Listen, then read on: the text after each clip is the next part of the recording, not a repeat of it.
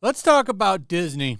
There's been a lot of Disney news that's come out over the past couple of days, mostly thanks to that Disney earnings call, which I think revealed some pretty interesting stuff, especially now that they're going to integrate Hulu into Disney Plus, which, I'm sorry, I know the Disney name is more well known, but Disney Plus is not a huge streaming service as far as subscribers go.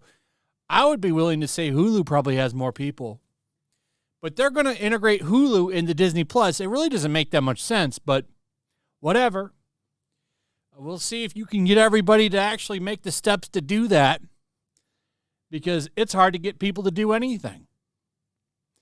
People get set in their ways. They don't want to do shit like that. That's extra steps, unless you're just going to automatically change it and it just one day becomes Disney Plus. Who knows what they're going to do? I think the fact that they're not going to provide subscriber data is a little more telling.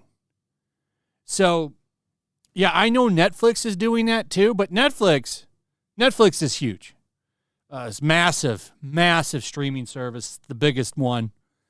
I know they're not doing that probably because they don't want to report the churn, which they all suffer from, but Disney doing this now is a little funny because I would argue they're probably in the worst position.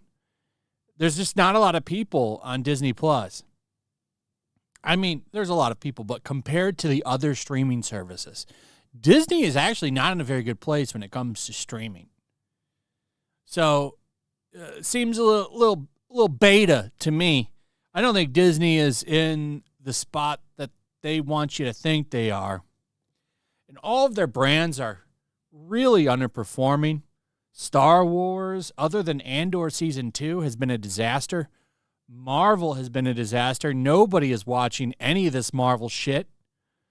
I mean, the Fantastic Four, 67% drop. This thing is going to lose money, massive money. And what's really funny about this is people seem to like this movie, but it doesn't matter. Word of mouth isn't even getting people to go watch this. Because usually if a movie has positive reception, it'll get some legs, and it's not looking like this movie is going to have any legs, which is crazy because Superman, while it's not going to blow the doors off of the box office, is still holding a little bit domestically, and people are still going to see it. But yet all I hear is how Fantastic Four is a better movie. I think people are just kind of done with Marvel. It's crazy to say, but nobody watches any of this shit anymore. 3 bombs this year. And keep in mind, that's not even counting the shows and the ratings that those got. But hey, a sequel, why not? Fantastic Four sequel rumored despite box office bomb. What would that even look like? Because there's no way they're going to keep this cast. They're going to reboot everything. After Secret Wars, I would imagine. Pedro Pascal's like 50 years old.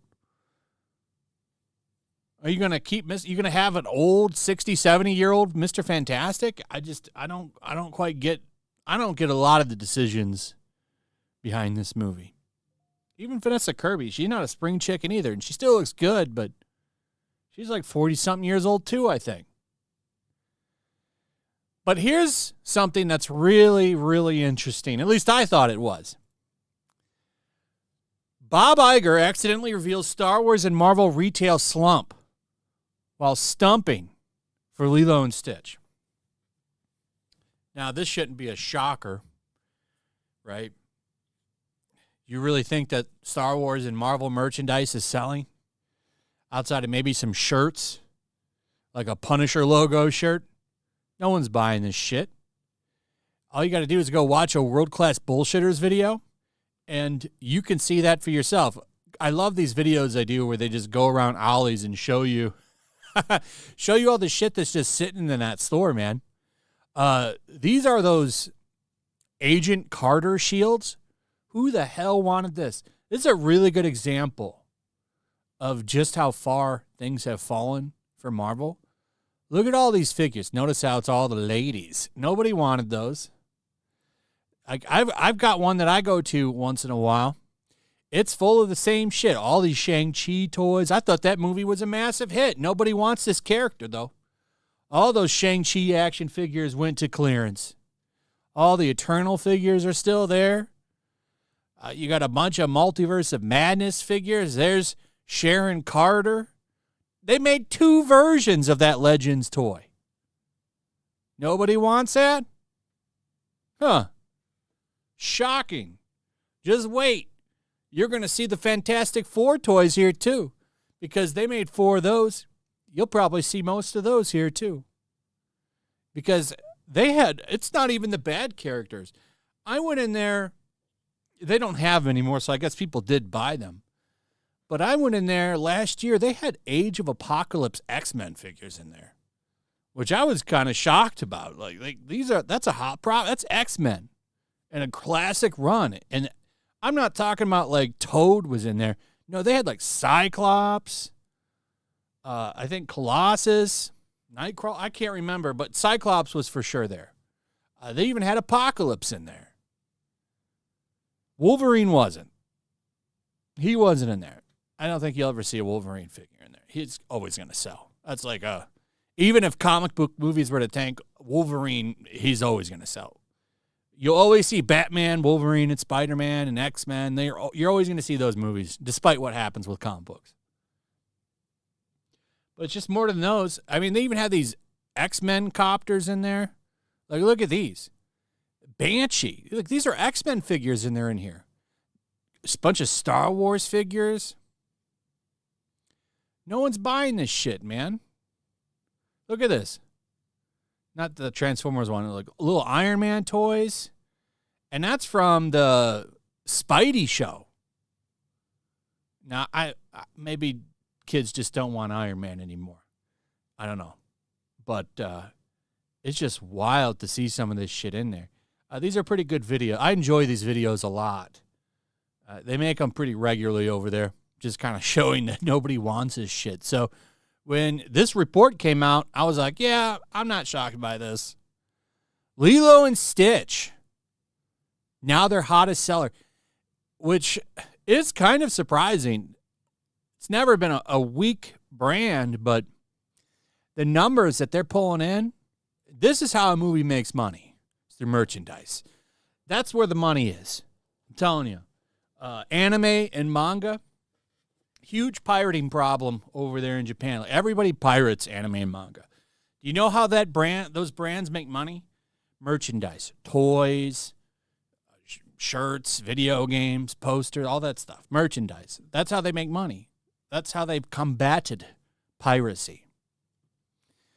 They don't depend so much on people watching it regularly. They make money through other avenues. Merchandise is a big deal. The reason that those USA Godzilla movies are even around is because kids load up on those kaiju toys. It's the same thing with all these Jurassic Park movies. Those dinosaur toys sell like crazy. That's why you keep seeing so many of them. Nobody's buying Star Wars and Marvel toys anymore. That's been a thing for a while. And he kind of screwed up by revealing this. Disney CEO Bob Iger recently made headlines during the company's Q3 2025 earnings call when he announced that Lilo and Stitch has become the second most lucrative merchandise brand under the Disney umbrella, trailing only Mickey and Friends. I mean, that's not a shocker. Like Mickey's Clubhouse, kids love it.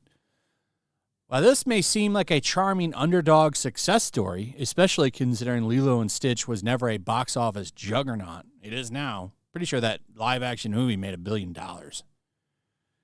It actually signals deeper issues for some of Disney's biggest intellectual properties. The fact that Stitch merchandise is now outselling products from massive franchises like Marvel, Star Wars, and Disney princesses should be a major flag for investors and fans alike. So here's what he said. In fact, reports indicate that Stitch-related merchandise generated an astonishing $2.6 billion in retail sales in 2024. an exponential rise from the $200 million it brought in just 5 years ago. Isn't that crazy? That's all from plushies, clothing, toys. What a massive... You're going to see a lot more Lilo and Stitch shows and movies. I guarantee you're going to see that. The fact that the Disney Princess line is being outsold by them should be concerning. Marvel and Star Wars used to be powerhouses in merchandise. That's how much they've damaged that brand. Imagine doing that. Like just tanking those moneymakers. But they managed to do it, man. Following trends that they thought were going to propel them to new heights. Thinking all that BLM shit that was going on a few years ago. All that woke shit that just everyone was jumping on. They thought that was going to boost them to new heights. And they screwed up. They screwed up big time. 9 months ago, when Disney scheduled Lilo and Stitch for release in theaters on Memorial Day weekend, Mr. Bergman was cautiously optimistic about its chances. Even with no new content, Disney's consumer products group had managed to expand sales of Stitch merchandise to $2.6 billion. If we look at that $2.6 billion in 2024 and then add Disney's own declaration of how much Lilo and Stitch had grown in retail sales year to year, things get actually pretty damn concerning. If Stitch stuff is now selling 70% higher than 2024, that puts it at gross retail of $4.42 billion for the year. Don't get me wrong, that's great for Stitch, but it would not be great for Star Wars, Disney Princesses, and Marvel. Yet, according to Bob Iger, Lilo and Stitch is beating them all. Now, while no numbers are cited in here for Star Wars other than what they used to make, like Star Wars used to bring in $3 billion a year in 2020. He's not talking about what it's making now. Who knows where that number is? But the point they're making here is that could have grown. You could have grown that brand. But they sunk it. Mostly for trying to turn Star Wars into a girls brand.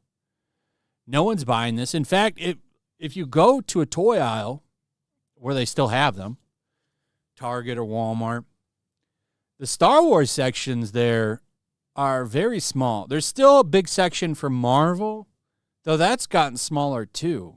I see Nintendo toys starting to take up more space, actually. A lot of Nintendo toys, Sonic the Hedgehog toys. I see Ninja Turtles merchandise kind of creeping up. But Marvel, their sections have shrunk. The Star Wars sections have really shrunk. I mean, that used to be almost half of an aisle of shit. Not anymore. No one's interested in these brands. The problem is everybody aged out. That's what happened. A lot of people aged out of Marvel and Star Wars, and they're not bringing new people in. They sure are bringing a lot of people from social media, though, who like to ship characters, but doesn't seem like any of these people buy merchandise, which is a massive problem. And they're going to have to figure that out.